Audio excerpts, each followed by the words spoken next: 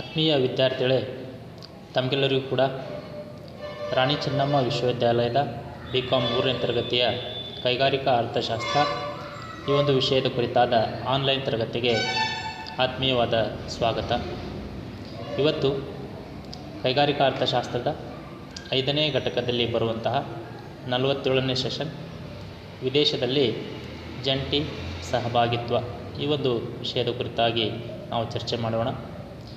Dear students, welcome to the online class of BCom 3rd semester under Rani Chennamma University, Belagavi.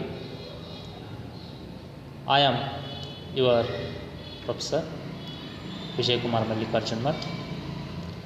Today I am going to discuss about the 47th session of the 5th unit, that is foreign capital, coming under industrial economics. In this session I am going to discuss about the joint ventures abroad. So the meaning and objectives of joint ventures and also the advantages and disadvantages of joint ventures. ಆತ್ಮೀಯ ವಿದ್ಯಾರ್ಥಿಗಳೇ, ಈ ಒಂದು ತರಗತಿಯಲ್ಲಿ ವಿದೇಶದಲ್ಲಿ ಜಂಟಿ ಸಹಭಾಗಿತ್ವ ಅಥವಾ ಜಂಟಿ ಸಹಯೋಜನೆ ಇದರ ಅರ್ಥ, ಲಕ್ಷಣಗಳು, ಉದ್ದೇಶಗಳು, ಪ್ರಯೋಜನಗಳು, ದುಷ್ಪರಿಣಾಮಗಳು ಯಾವುವು ಅನ್ನೋದರ ಕುರಿತಾಗಿ ನಾವು ಇವತ್ತು ಚರ್ಚೆ ಮಾಡೋಣ.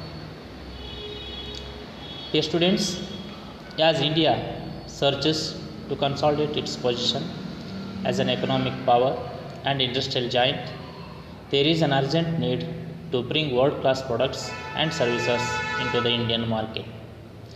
Joint ventures are viewed as an excellent way of blending the intrinsic expertise of various companies for mutual benefit.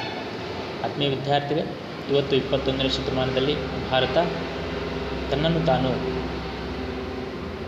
ಜಾಗತಿಕ ಆರ್ಥಿಕ ಶಕ್ತಿಯಾಗಿ ಮತ್ತು ಕೈಗಾರಿಕಾ ದೈತ್ಯನಾಗಿ ಬಿಂಬಿಸಿಕೊಳ್ಳೋದಕ್ಕೆ ಹೊರಟಿದೆ. ಆ ನಿಟ್ಟಿನಲ್ಲಿ ಕೇವಲ ಘೋಷಣೆ ಅಷ್ಟೇ ಅಲ್ಲ, ಅದನ್ನು ಕಾರ್ಯರೂಪಕ್ಕೆ ತರಬೇಕಾದಲ್ಲಿ ನಾವು ಸಹ ಅಥವಾ ನಮ್ಮ ಕೈಗಾರಿಕಾ ವಲಯದಲ್ಲಿ ಉತ್ಪಾದನೆಯಾಗುತ್ತಿರುವಂತಹ ಸರಕು ಮತ್ತು ಸೇವೆಗಳು ಅವು ಜಾಗತಿಕ ಗುಣಮಟ್ಟವನ್ನು ಹೊಂದಿರಬೇಕಾಗಿದ್ದು ಅತ್ಯಂತ ಅವಶ್ಯಕ. ಅಲ್ಲದೆ ಈ ಒಂದು ಮಾರ್ಗದಲ್ಲಿ ಹೋಗಬೇಕಾದ್ರೆ ನಮಗೆ ಈ ಜಂಟಿ ಸಹಭಾಗಿತ್ವ ಅನ್ನೋದು ಮುಖ್ಯವಾಗಿರ್ತದೆ.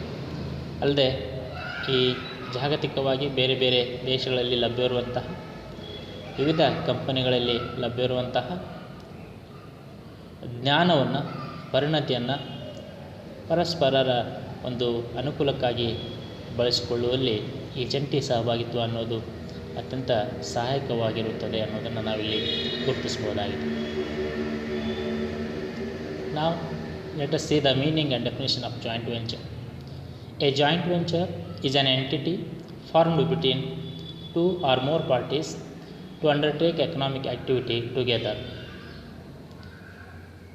ಜಂಟಿ ಸಹಭಾಗಿತ್ವ ಅನ್ನೋದು ಅಥವಾ ಜಂಟಿ ಸಹಯೋಜನೆ ಅನ್ನೋದು ಒಂದು ಸಂಸ್ಥೆಯಾಗಿರ್ತದೆ. ಇದು 2 ಅಥವಾ ಅದಕ್ಕಿಂತ ಹೆಚ್ಚಿನ ಕಂಪನಿಗಳು ಒಂದು ನಿರ್ದಿಷ್ಟವಾದ ಆರ್ಥಿಕ ಚಟುವಟಿಕೆಯನ್ನು ನಡೆಸಿಕೊಂಡು ಹೋಗುವುದಕ್ಕಾಗಿ ಸ್ಥಾಪಿಸಿದಂತಹ ಒಂದು ಸಂಸ್ಥೆಯಾಗಿರುತ್ತದೆ. The venture can be for one specific project only or a continuing relationship. ಜಂಟಿ ಸಹಯೋಜನೆ ಅನ್ನೋದು ಕೇವಲ ಒಂದು ನಿರ್ದಿಷ್ಟವಾದ ವಸ್ತುವಿನ ಉತ್ಪಾದನೆಗೆ ಸಂಬಂಧಿಸಿರುವುದು ಅಥವಾ ಅದು ಮುಂದುವರೆದುಕೊಂಡು ಹೋಗುವಂತಹ ಒಂದು ಉದ್ದಿಮೆ ಸಂಬಂಧನೂ ಸಹ ಆಗಿರ್ಬೋದು. It belongs to the family of alliances, strategic and non strategic. So ಜಂಟಿ ಸಹಭಾಗಿತ್ವ ಅನ್ನೋದು ಅದು ವ್ಯೂಹಾತ್ಮಕ ಆಗಿರ್ಬೋದು ಅಥವಾ ಅದನ್ನು ಹೊರತುಪಡಿಸಿಯೂ ಕೂಡ ಮಾಡಿಕೊಂಡಿರುವಂತಹ ಒಂದು ಒಕ್ಕೂಟ ಆಗಿರ್ಬೋದು. Joint venture undertakings are established abroad by the entrepreneurs for building up of an export potential for their products. So ವಿದೇಶಿ ಸಹಭಾಗಿತ್ವ ಅಥವಾ ವಿದೇಶಿ ಸಹಯೋಜನೆ ಉದ್ಯಮಿಗಳು ಅಂತಂದರೆ ದೇಶೀಯ ಅಥವಾ ಭಾರತೀಯ ಉದ್ಯಮಿಗಳು ತಮ್ಮ ಒಂದು ವಸ್ತುವಿಗೆ ಹೊಸ ಮಾರುಕಟ್ಟೆಯನ್ನು ಅಥವಾ ವಿದೇಶಿ ಮಾರುಕಟ್ಟೆಯನ್ನು ಪಡೆದುಕೊಳ್ಳುವುದಕ್ಕಾಗಿ ವಿದೇಶಿ ಕಂಪನಿಗಳೊಂದಿಗೆ ರಚಿಸಿಕೊಂಡಿರುವಂತಹ ಒಂದು ಅಥವಾ ಮಾಡಿಕೊಂಡಿರುವಂತಹ ಒಂದು ಔದ್ಯಮಿಕ ಒಪ್ಪಂದ ಅಂಥೇಳಿ ನಾವು ಹೇಳ್ಬೋದು. So reasons to form joint ventures. There are two types of reasons. One is internal reasons and the one is external reasons. So internal reasons are to build on a company's strength. So if a company wants to scale up its production, so they may go for joint ventures. And also spreading costs and risks. So by forming the joint ventures with the foreign companies, a domestic company can spread its costs and risks to other companies. Improving access to financial resources. So after the formation of joint ventures, the new entity can access the financial resources. Economies of scale and advantage of size. So normally when two or more companies join together and form a new entity, the volume of production will go up, so which will have the benefits of returns to scale and the advantages of size of production. So when normally the production takes place at the large scale, so there are many advantages of division of labor and also the benefits of specialization. Access to new technologies and customers. So a company joining hands with another company or one or more companies normally will get the chance to utilize the modern and new technology available with the foreign companies. And also if domestic company and foreign company are joining hands or forming a new venture, so the domestic company may get access to the foreign market. So the new customer they will get new customers for their product. Access to innovative managerial practices. So what are the latest and innovative managerial practices are available in the foreign companies? So the domestic companies may get the chance to utilize those managerial skills and practices by joining hands with the foreign company.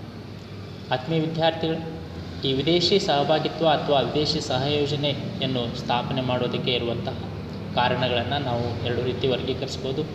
ಒಂದು ಆಂತರಿಕ ಕಾರಣಗಳು, ಮತ್ತೊಂದು ಬಾಹ್ಯ ಕಾರಣಗಳು. ಆಂತರಿಕ ಕಾರಣಗಳಲ್ಲಿ ಒಂದು ಮುಖ್ಯವಾಗಿರುವುದು ಕಂಪನಿಯ ಒಂದು ಶಕ್ತಿಯನ್ನು ವೃದ್ಧಿಸುವುದು. ಅಂದರೆ ಒಂದು ಕಂಪನಿ ಬೇರೊಂದು ಕಂಪನಿಯ ಜೊತೆಗೆ ಕೂಡಿಕೊಂಡು ಉತ್ಪಾದನೆಯನ್ನು ಮಾಡುವಾಗ ಸಹಜವಾಗಿ ಅದರ ಉತ್ಪಾದನೆ ಪ್ರಮಾಣ ವೃದ್ಧಿಯಾಗುತ್ತದೆ. ಅದರ ಹಣಕಾಸಿನ ಸ್ಥಿತಿಗತಿಯು ಕೂಡ ಸುಧಾರಿಸುತ್ತವೆ. ಈ ನಿಟ್ಟಿನಲ್ಲಿ ಒಂದು ಕಂಪನಿಯ ಉತ್ಪಾದನಾ ಸಾಮರ್ಥ್ಯವನ್ನು ವೃದ್ಧಿಸುವಲ್ಲಿ ಇದು ಸಹಾಯ ಮಾಡುತ್ತದೆ. Spreading cost and risk. ಜಂಟಿ ಸಹಯೋಜನೆಯನ್ನು ಸ್ಥಾಪಿಸುವುದರ ಮುಖಾಂತರ ಒಂದು ಕಂಪನಿ ತನ್ನ ವೆಚ್ಚಗಳನ್ನು ಮತ್ತು ನಷ್ಟ ಭಯವನ್ನು ಬೇರೊಂದು ಕಂಪನಿ ಅಥವಾ ಬೇರೆ ಕಂಪನಿಗಳ ಜೊತೆಗೆ ಅದು ಹಂಚಿಕೊಳ್ಳುವುದಕ್ಕೆ ಸಾಧ್ಯವಾಗುತ್ತದೆ. Improving access to financial resources ಅಂದರೆ ಹಣಕಾಸಿನ ಸಂಪನ್ಮೂಲಗಳಿಗೆ ಇರುವಂತಹ ಪ್ರವೇಶವನ್ನು ಸುಧಾರಿಸಲು ಸಹಾಯ ಮಾಡುತ್ತದೆ.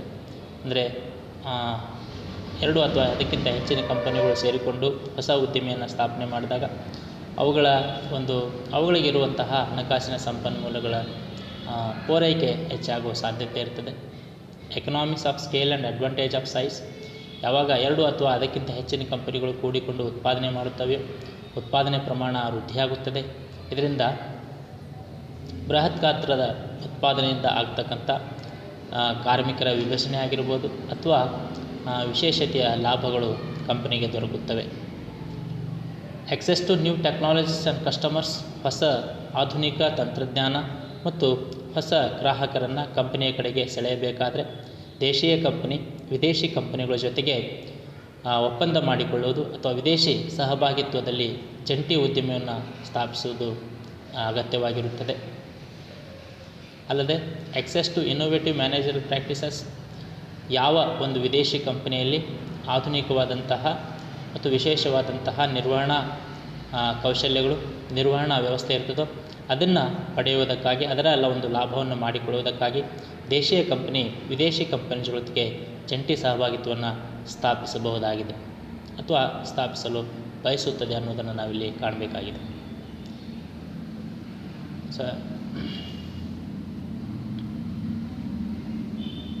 So external reasons for the formation of joint ventures. One important reason is influencing structural evolution of the industry. So when more companies are forming the joint ventures, automatically the structure of the whole industry will change. So this will lead to the structural evolution of the particular industry. So next important reason is defensive response to blurring industry boundaries. So alleviate the industrial boundaries. So the companies normally go for joint ventures, creation of stronger competitive units. So the weak companies, so which are not able to compete in the market, they can go for joint ventures. By forming the joint ventures, they can effectively face the competition in the market. Speed to market. So normally when more companies join the form the new joint ventures, normally the production will increase, the economic activities will get boosted. So the market, so the production, sale and other activities in the market will scale up. So this will give speed to the market. So improved agility. So the overall the environment in the market will get turned into positive atmosphere with the formation of joint ventures. So these are the external reasons to form the joint ventures. So another important aspect of the formation of joint ventures is strategic goals. So one is synergies. So by forming together the two or more companies, so there are benefits of synergy. Transfer of technology and skills between the companies came under the joint ventures, and also the diversification of the production activity, the sales activity, or the activities which are followed by the companies hitherto. After formation of the joint ventures, they may get involved in the new production activities. So this is diversification aspect of the formation of the joint ventures. ಆತ್ಮೀಯ ವಿದ್ಯಾರ್ಥಿಗಳೇ, ನಾವು ಜಂಟಿ ಸಹಭಾಗಿತ್ವ ಅಥವಾ ಜಂಟಿ ಸಹಯೋಜನೆಯನ್ನು ಸ್ಥಾಪಿಸೋದಕ್ಕೆ ಇರುವ ಆಂತರಿಕ ಕಾರಣಗಳನ್ನು ನೋಡಿದ ನಂತರ ಈಗ ಬಾಹ್ಯ ಕಾರಣಗಳನ್ನು ನೋಡೋದಾದರೆ, ಒಂದು ಉದ್ದಿಮೆಯ ಒಂದು ರಚನಾತ್ಮಕ ವಿಕಾಸ ಕಾಣುವುದಕ್ಕಾಗಿ ಒಂದು ಜಂಟಿ ಸಹಭಾಗಿತ್ವವನ್ನು ಮಾಡಲಾಗುತ್ತದೆ.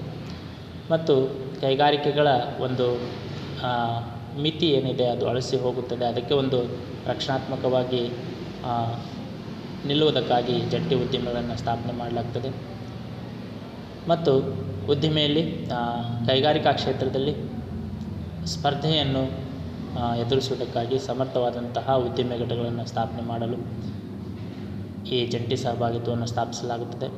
ಮಾರುಕಟ್ಟೆಯಲ್ಲಿನ ಆರ್ಥಿಕ ಚಟುವಟಿಕೆಗಳಿಗೆ ವೇಗವನ್ನು ನೀಡುವುದಕ್ಕಾಗಿ ಮತ್ತು ಒಟ್ಟಾರೆಯಾಗಿ ಆರ್ಥಿಕತೆಯಲ್ಲಿ ಮತ್ತು ಔದ್ಯಮಿಕ ವಾತಾವರಣದಲ್ಲಿ ಒಂದು ಚುರುಕುತನವನ್ನು ತರುವುದಕ್ಕಾಗಿ ಈ ಜಂಟಿ ಸಹಭಾಗಿತ್ವವನ್ನು ಸ್ಥಾಪಿಸಲಾಗುತ್ತದೆ. ಜಂಟಿ ಸಹಭಾಗಿತ್ವ ಸ್ಥಾಪಿಸುವುದಕ್ಕೆ ಮತ್ತೊಂದು ಮುಖ್ಯವಾದ ಕಾರಣ ವ್ಯೂಹಾತ್ಮಕ ಗುರಿಗಳು ಅಂತೇಳಿ ಕರಿತೇವೆ. ಈ ವ್ಯೂಹಾತ್ಮಕ ಗುರಿಗಳಲ್ಲಿ ಒಂದು ಕಂಪನಿಗಳು ಒಟ್ಟುಗೂಡುವುದರಿಂದ ಆಗತಕ್ಕಂಥ ಲಾಭಗಳು ಮತ್ತು ತಂತ್ರಜ್ಞಾನದ ವರ್ಗಾವಣೆ ಮತ್ತು ಕೌಶಲ್ಯದ ವರ್ಗಾವಣೆ, ಜೊತೆಗೆ ಉತ್ಪಾದನೆ ಚಟುವಟಿಕೆ ಮತ್ತು ಔದ್ಯಮಿಕ ಚಟುವಟಿಕೆಗಳ ವೈವಿಧ್ಯೀಕರಣ, ಇವು ಈ ಒಂದು ಜಂಟಿ ಸಹಭಾಗಿತ್ವದ ಮುಖ್ಯವಾದ ವ್ಯೂಹಾತ್ಮಕ ಗುರಿಗಳಾಗಿರುತ್ತವೆ. So dear students, after knowing the reasons to form joint ventures, now let us see the advantages of joint ventures. One is shared investment. So normally when the companies come together and form the joint ventures, the investment will be shared between the companies. So and also the expenses, the cost of production, cost of sales, everything that is related to the company's activity will be shared between the companies forming joint ventures. Technical expertise and know-how. will be available. Whatever the latest technology and modern technology available with the foreign companies, so the local companies, domestic companies may get the chance to know the and to utilize the that technology. New market penetration, so the joint ventures will give the opportunity for the domestic companies to enter into the foreign market. They can sell their product and services in the international market also. New revenue streams, so the formation of joint ventures will will provide new ways to earn the revenue for the companies. ಆತ್ಮೀಯ ವಿದ್ಯಾರ್ಥಿಗಳೇ, ಈ ಜಂಟಿ ಸಹಭಾಗಿತ್ವವನ್ನು ಸ್ಥಾಪಿಸುವುದರಿಂದ ಆಗ್ತಕ್ಕಂಥ ಪ್ರಯೋಜನಗಳು, ಇದರಲ್ಲಿ ಒಂದು ಹೂಡಿಕೆಯ ಒಂದು ಪಾಲುದಾರಿಕೆ ಆಗ್ತದೆ. ಅಂದರೆ ಯಾವ ಕಂಪನಿಗಳು ಜಂಟಿ ಸಹಭಾಗಿತ್ವದಲ್ಲಿ ಪಾಲ್ಗೊಳ್ಳುತ್ತವೆ ಅವೆಲ್ಲವೂ ಕೂಡ ಕೂಡಿಕೊಂಡು ಹೂಡಿಕೆಯನ್ನು ಮಾಡುತ್ತವೆ. ಹೂಡಿಕೆಯನ್ನು ಇಲ್ಲಿ ಹಂಚಿಕೊಳ್ಬೋದು ಮತ್ತು ವೆಚ್ಚಗಳನ್ನು ಹಂಚಿಕೊಳ್ಳುವುದಕ್ಕೆ ಸಾಧ್ಯವಾಗುತ್ತದೆ. ಉತ್ಪಾದನೆ ವೆಚ್ಚ ಆಗಿರ್ಬೋದು ಅಥವಾ ಕಂಪನಿಗೆ ಸಂಬಂಧಿಸಿದ ಎಲ್ಲ ವೆಚ್ಚವನ್ನು ಉಳಿದ ಕಂಪನಿಗಳ ಜೊತೆಗೆ ಹಂಚಿಕೊಳ್ಳಲು ಸಾಧ್ಯವಾಗುತ್ತದೆ. ತಾಂತ್ರಿಕ ಪರಿಣತಿ ಮತ್ತು ತಂತ್ರಜ್ಞಾನದ ಒಂದು ಲಾಭ ದೊರಕುತ್ತದೆ. ವಿದೇಶಿ ಕಂಪನಿಗಳಲ್ಲಿ ಲಭ್ಯವಿರತಕ್ಕಂಥ ಆಧುನಿಕ ತಂತ್ರಜ್ಞಾನ ಮತ್ತು ಉದ್ದಿಮೆಗೆ ಸಂಬಂಧಿಸಿದಂತಹ ಪರಿಣತಿ ಏನಿದೆ ಅದು ದೇಶೀಯ ಕಂಪನಿಗಳಿಗೆ ಲಭ್ಯವಾಗುತ್ತದೆ. ದೇಶೀಯ ಕಂಪನಿಗಳು ವಿದೇಶಿ ಮಾರುಕಟ್ಟೆಗೆ ಪ್ರವೇಶ ಮಾಡಲು ಇವು ಸಹಾಯ ಮಾಡುತ್ತವೆ. ಅದರ ಜೊತೆಗೇ ಈಗಾಗಲೇ ಇದ್ದ ಉದ್ದಿಮೆಗೆ ಇತರೆ ಉದ್ಯಮಗಳೊಂದಿಗೆ ಸೇರಿಕೊಂಡು ಹೊಸ ಉದ್ದಿಮೆಯನ್ನು ಸ್ಥಾಪನೆ ಮಾಡಿದಾಗ ಅದರ ಆದಾಯದ ಮೂಲಗಳು ಸಹ ಹೆಚ್ಚುತ್ತವೆ ಅನ್ನೋದನ್ನು ನಾವಿಲ್ಲಿ ಕಾಣ್ಬೋದಾಗಿದೆ. The next important benefit is intellectual property gains. So whenever the two or more companies come together and form the joint ventures, they can research and develop the new product. So this will give them advantage of intellectual property gains. So synergy benefits, by coming together two or more companies will provide the benefits of synergy. Enhanced credibility, so credibility of the firm of the new entity will be increased by forming the joint ventures. Barriers to competition, so the two or more companies coming together and forming the new company, new joint ventures, this will create a competitive firm. This will be advantageous to face the competition in the market. So improved economies of scale, so when the two or more companies start producing the product, the scale of production will go up. So this will have benefits of scale on the companies. So ಬೌದ್ಧಿಕ ಆಸ್ತಿ ಲಾಭಗಳು ದೊರಕುತ್ತವೆ. ಯಾವಾಗ ಎರಡು ಅಥವಾ ಅದಕ್ಕಿಂತ ಹೆಚ್ಚಿನ ಕಂಪನಿಗಳು ಜಂಟಿ ಸಹಯೋಜನೆಯನ್ನು ಪ್ರಾರಂಭಿಸ್ತಾವೋ ಆವಾಗ ಹೊಸ ವಸ್ತುಗಳ ಸಂಶೋಧನೆ ಮತ್ತು ಅಭಿವೃದ್ಧಿ ಆಗುತ್ತದೆ. ಇದರಿಂದ ಅವುಗಳಿಗೆ ಬೌದ್ಧಿಕ ಆಸ್ತಿಯ ಲಾಭಗಳು ದೊರೆಯುತ್ತವೆ, ಒಟ್ಟುಗೂಡಿಕೆಯ ಲಾಭಗಳು ದೊರಕುತ್ತವೆ ಮತ್ತು ಕಂಪನಿ ಇಲ್ಲಿ ವಿದೇಶಿ ಕಂಪನಿಗಳೊಂದಿಗೆ ಒಟ್ಟುಗೂಡಿದಾಗ ಆ ಕಂಪನಿಯ ವಿಶ್ವಾಸಾರ್ಹತೆ ಮತ್ತು ಜನರಲ್ಲಿ ಅದರ ಬಗ್ಗೆ ನಂಬಿಕೆ ಹೆಚ್ಚಾಗುವ ಸಾಧ್ಯತೆ ಇರುತ್ತದೆ. ಮಾರುಕಟ್ಟೆಯಲ್ಲಿ ಇತರೆ ಉದ್ಯಮಗಳಿಂದ ಬರುವ ಸ್ಪರ್ಧೆಯನ್ನು ಸಮರ್ಥವಾಗಿ ಎದುರಿಸುವುದಕ್ಕೆ ಸಾಧ್ಯವಾಗುತ್ತದೆ ಮತ್ತು ಹೆಚ್ಚಿನ ಉತ್ಪಾದನೆಯಿಂದ ಆಗ್ತಕ್ಕಂಥ ಲಾಭಗಳು ಇಲ್ಲಿ ದೊರಕುತ್ತವೆ. Dear students, after knowing the advantages of joint ventures, now let us discuss about what are the disadvantages of joint ventures. So there are valuation problems. Normally when the companies form joint ventures, so there is a problem of evaluation of shares, how much new share disbursement will have to be taken into consideration. So the valuation problems of shares will arise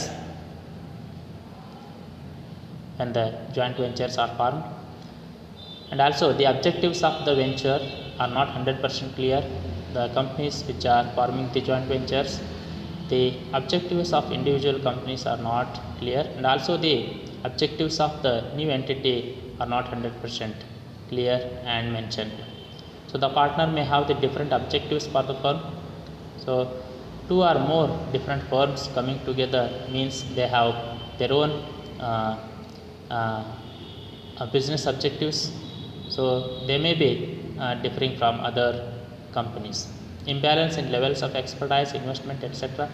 And normally the domestic company joining hands with the foreign company or the two or more other companies, there is a imbalance of levels of expertise and investment, etc. So different culture and management styles. Normally when the joint venture takes place, the domestic and the international companies, they may have their own culture, they are having their own management styles. So this will pose a problem in the operation of the joint ventures. And next most important is partner do not provide sufficient leadership and support, etc. So the partner companies which are coming into joint ventures, they may not provide sufficient leadership and support for the development of the company. So these are the disadvantages of joint ventures. ಆತ್ಮೀಯ ವಿದ್ಯಾರ್ಥಿಗಳೇ, ಜಂಟಿ ಸಹಭಾಗಿತ್ವವನ್ನು ಸ್ಥಾಪಿಸುವುದರಿಂದ ಆಗ್ತಕ್ಕಂಥ ಪ್ರಯೋಜನವನ್ನು ನೋಡಿದ ನಂತರ ಅದರಿಂದ ಆಗ್ತಕ್ಕಂಥ ದುಷ್ಪರಿಣಾಮಗಳನ್ನು ಸಹ ನಾವು ನೋಡಬೇಕಾಗ್ತದೆ. ಇಲ್ಲಿ ಮೌಲ್ಯಮಾಪನದ ಸಮಸ್ಯೆ ತಂದೊಡ್ಡುತ್ತದೆ. ಅಂದರೆ ಕಂಪನಿಗಳು ಒಟ್ಟುಗೂಡುವಾಗ ಆ ಕಂಪನಿಯ ಷೇರುದಾರರಿಗೆ ಆ ಷೇರುಗಳ ಮೌಲ್ಯವನ್ನು ನಿಗದಿಪಡಿಸುವುದು ಸಮಸ್ಯೆ ಆಗುತ್ತದೆ. ಕಂಪನಿಗಳ ಒಟ್ಟು ಆಸ್ತಿ ಮೌಲ್ಯವನ್ನು ಅಂದಾಜು ಮಾಡುವುದು ಸಹ ಇಲ್ಲಿ ಸಮಸ್ಯೆ ಆಗುತ್ತದೆ. The objectives of the venture are not 100% clear. ಹೊಸದಾಗಿ ಸ್ಥಾಪನೆಯಾಗುವಂತಹ ಉದ್ದಿಮೆಯ ಉದ್ದೇಶಗಳು ಏನು ಅನ್ನೋದು ಇಲ್ಲಿ ಸ್ಪಷ್ಟವಾಗಿ ತಿಳಿಸಲಾಗಿರುವುದಿಲ್ಲ. ಅಲ್ಲದೆ ಉದ್ದಿಮೆಯಲ್ಲಿ ಈ ಜಂಟಿ ಸಹಭಾಗಿತ್ವದಲ್ಲಿ ಭಾಗಿಯಾಗುತ್ತಿರುವಂತಹ ಪ್ರತಿಯೊಂದು ಪಾಲುದಾರ ಉದ್ದಿಮೆಗಳಿಗೆ ತಮ್ಮದೇ ಆದಂತಹ ಉದ್ದೇಶಗಳು ಇರುತ್ತವೆ. ಅವು ಒಂದಕ್ಕಿಂತ ಮತ್ತೊಂದು ಕಂಪನಿಗೆ ಅವು ಭಿನ್ನವಾಗಿರುತ್ತವೆ. ಅಲ್ಲದೆ ಜಂಟಿ ಸಹಭಾಗಿತ್ವದಲ್ಲಿ ಭಾಗಿಯಾಗುತ್ತಿರುವಂತಹ ಪ್ರತಿಯೊಂದು ಉದ್ದಿಮೆಗಳಿಗೆ ಅವರದೇ ಆದಂತಹ ಅಂದರೆ ಅಲ್ಲಿ ಪರಿಣತಿಯಲ್ಲೇ ಉದ್ದಿಮೆಯ ಪರಿಣತಿ ಆಗಿರ್ಬೋದು ಅಥವಾ ಹೂಡಿಕೆ ಆಗಿರ್ಬೋದು, ಇಲ್ಲಿ ಸಾಕಷ್ಟು ವ್ಯತ್ಯಾಸಗಳಿರುವುದನ್ನು ನಾವು ಕಾಣ್ತೇವೆ. ಮತ್ತು ಪ್ರತಿಯೊಂದು ಪಾಲುದಾರ ಉದ್ದಿಮೆಗೆ ತನ್ನದೇ ಆದಂಥ ಒಂದು ಸಂಸ್ಕೃತಿ ಮತ್ತು ನಿರ್ವಹಣಾ ಶೈಲಿ ಇರುತ್ತದೆ. ಇಲ್ಲಿ ವ್ಯತ್ಯಾಸಗಳು ಕಂಡುಬರ್ತವೆ. ಇವು ಕಂಪನಿಯನ್ನು ನಡೆಸಿಕೊಂಡು ಹೋಗುವಲ್ಲಿ ಸಮಸ್ಯೆ ತಂದೊಡ್ಡುತ್ತವೆ. ಅಲ್ಲದೆ ಯಾವ ಕಂಪನಿಗಳು ಜಂಟಿ ಸಹಭಾಗಿತ್ವದಲ್ಲಿ ಪಾಲ್ಗೊಳ್ಳುತ್ತಿರುತ್ತವೆ ಅವು ಆ ಜಂಟಿ ಸಹಭಾಗಿತ್ವವನ್ನು ನಡೆಸಿಕೊಂಡು ಹೋಗೋದಕ್ಕೆ ಬೇಕಾದಂತಹ ಒಂದು ನಾಯಕತ್ವ ಆಗಿರ್ಬೋದು ಅಥವಾ ಇನ್ನಿತರೆ ಸಹಕಾರಗಳನ್ನು ಕೊಡದೇ ಇರುವ ಸಾಧ್ಯತೆ ಇರುತ್ತವೆ. ಇವೆಲ್ಲ ಜಂಟಿ ಸಹಭಾಗಿತ್ವದಿಂದ ಆಗ್ತಕ್ಕಂಥ ದುಷ್ಪರಿಣಾಮಗಳು ಅಥವಾ ಅದರ ಅನಾನುಕೂಲತೆಗಳು ಅಂತ ನಾವು ಹೇಳ್ಬೋದು. ಸೊ ನಾವು let us have quick look at the examples of successful joint ventures abroad. So one is Vistara and AirAsia between Tata Sons and SIA. BrahMos Aerospace is the joint venture formed between Russia and India. Bharti AXA, General Insurance Company, formed between Indian Power, Bharti Airtel, and also the French company. Fratelli Wines, formed between India and Italy. Mahindra and Renault, automotive industry related to the automotive industry, formed between India and France. VE Commercial Vehicles Limited, formed between Sweden and India. Apocos Rehab Private Limited, formed between India and Italy. Network 18 Media and Investments. This is the joint ventures formed between India and America. So these are some examples of successful joint ventures abroad. So ಆತ್ಮೀಯ ವಿದ್ಯಾರ್ಥಿಗಳೇ, ಇವು ಭಾರತದಲ್ಲಿ ಭಾರತ ವಿದೇಶಿ ಕಂಪನಿಗಳೊಂದಿಗೆ ಮಾಡಿಕೊಂಡಿರುವಂತಹ ಒಂದು ಯಶಸ್ವಿಯಾದ ಜಂಟಿ ಸಹಭಾಗಿತ್ವ ಯೋಜನೆಗಳು ಅಂತೇಳಿ ನಾವು ಗುರುತಿಸ್ಬೋದಾಗಿದೆ. ಸೊ ಇಲ್ಲಿವರೆಗೂ ತಾವು ಈ ಜಂಟಿ ಸಹಯೋಜನೆ ಅಥವಾ ಸಹಭಾಗಿತ್ವ ಅಂದ್ರೇನು, ಅದರ ಕಾರಣಗಳು, ಅದರ ಲಾಭಗಳು ಮತ್ತು ಅದರ ದುಷ್ಪರಿಣಾಮಗಳು ಏನು ಅನ್ನೋದ್ರ ಬಗ್ಗೆ ತಿಳಿದುಕೊಂಡಿದ್ದೀರಿ. ಹೆಚ್ಚಿನ ಒಂದು ಅಭ್ಯಾಸಕ್ಕಾಗಿ ಇಲ್ಲಿ ಸೂಚಿಸುವಂಥ ಪುಸ್ತಕಗಳನ್ನು ತಾವು ಅಧ್ಯಯನ ಮಾಡ್ಬೋದು. Indian economy, Ruddar Datt and KP Sundaram ಬರೆದಿರುವಂಥದ್ದು, ABN ಕುಲಕರ್ಣಿ ಮತ್ತು ಕಲ್ಕುಂದ್ರಿಕರ್ ಬರೆದಿರುವಂಥ ಕೈಗಾರಿಕಾ ಅರ್ಥಶಾಸ್ತ್ರ, SC ಕುಚ್ಚಲ್ ಬರೆದಿರುವಂತಹ ಇಂಡಸ್ಟ್ರಿಯಲ್ ಎಕನಾಮಿ ಮತ್ತು ಗ್ಯಾಮನ್ ನಾಯಕ್ ಬರೆದಿರುವಂಥ ಇಂಡಸ್ಟ್ರಿಯಲ್ ಎಕನಾಮಿ, ಇವು ಪುಸ್ತಕವನ್ನು ಓದ್ಬೋದು. Dear students, so far we discussed about the joint ventures, meaning, definition of joint ventures, and also the reasons to form the joint ventures. and also the advantages and disadvantages of joint ventures. For more study, for more knowledge, we can refer the books mentioned here. So thank you one and all for listening the online class. ಆತ್ಮೀಯ ವಿದ್ಯಾರ್ಥಿಗಳು, ಇಲ್ಲಿವರೆಗೂ ತಾವು ಈ ಒಂದು online ತರಗತಿಯನ್ನು ಕೇಳಿದ್ದಕ್ಕಾಗಿ ತಮಗೆಲ್ಲರೂ ಕೂಡ ಧನ್ಯವಾದಗಳು. Thank you one and all.